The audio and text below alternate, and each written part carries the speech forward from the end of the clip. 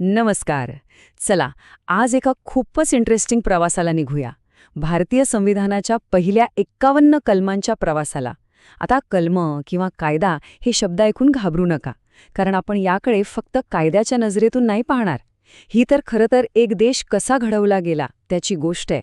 ती ब्लूप्रिंट आहे, ज्यावर आपल्या महान भारताचा पाया रचला गेला.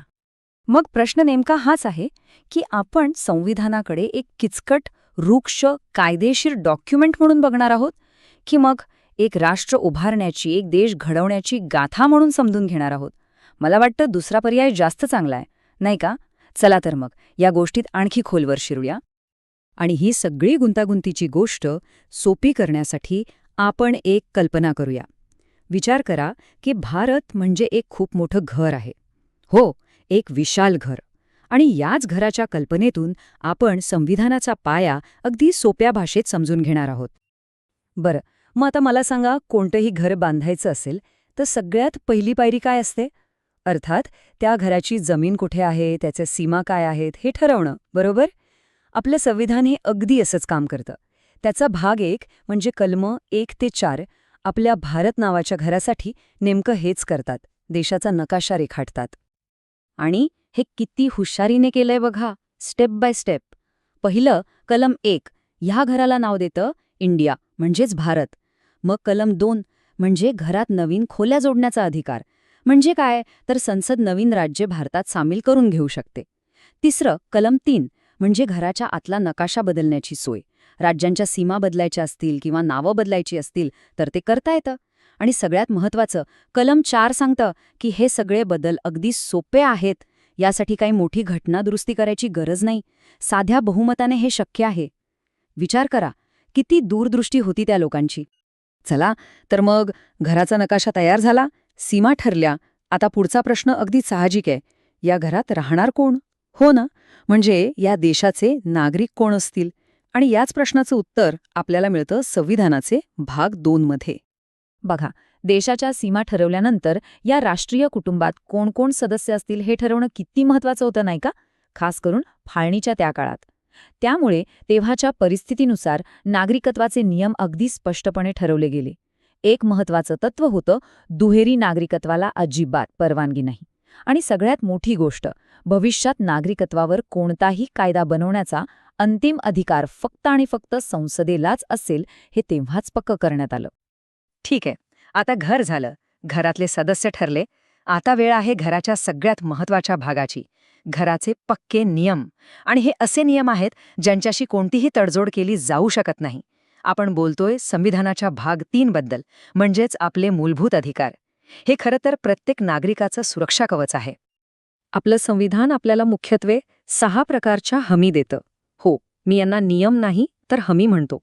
समानतेची हमी, स्वातंत्र्याची हमी, शोषणाविरुद्धची हमी, या अशा 6 गॅरंटी आहेत ज्या प्रत्येक नागरिकाच्या सन्मानाचा आणि विकासाचा पाया रचतात. या अधिकारांचं काम काय, तर सरकारला अमर्याद शक्तिशाली होण्यापासून रोखणं आणि नागरिकांना संरक्षण देणं. आणि या सगळ्या अधिकारांमध्ये एक अधिकार असा आहे ज्याला स्वतः डॉक्टर बाबासाहेब आंबेडकरांनी संविधानाचा आत्मा आणि हृदय म्हटलंय. तो म्हणजे कलम 32, घटनात्मक उपायांचा अधिकार. विचार करा, असं का म्हटलं असेल त्यांनी? कारण हीच ती मास्टर की आहे.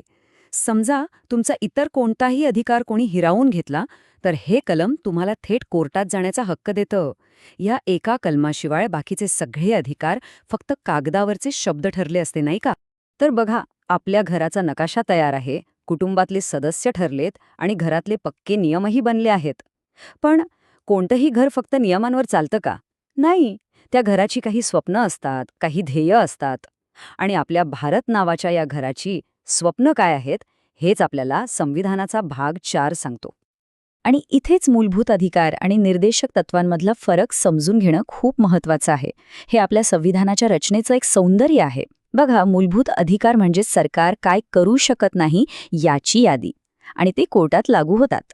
या उलट निर्देशक तत्वे म्हणजे सरकारने काय करायला हवं यासाठीचं मार्गदर्शन.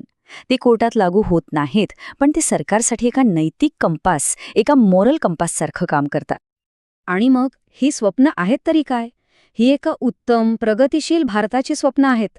सामाजिक, आर्थिक न्याय मिळवणं, समान कामासाठी समान वेतन देणं, पर्यावरणाचं रक्षण करणं आणि जगात शांतता प्रस्थापित करण्यासाठी प्रयत्न करणं.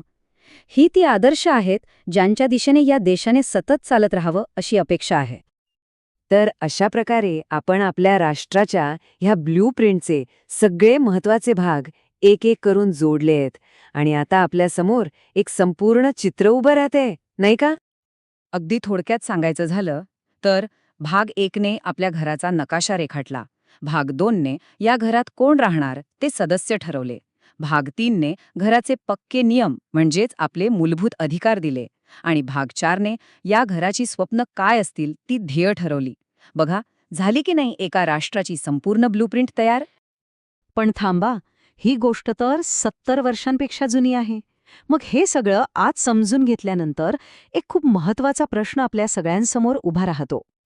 तो प्रश्न असा आहे की 70 वर्षांपूर्वी लिहिलेले हे नियम, ही पायाभूत ब्लूप्रिंट आज आपल्या वैयक्तिक आयुष्याला, आपल्या समाजाला आणि आपल्या राजकारणाला कशी आणि किती दिशा देत आहे? हा एक असा प्रश्न आहे ज्यावर आपण सगळ्यांनी विचार करायला हवा, नाही का?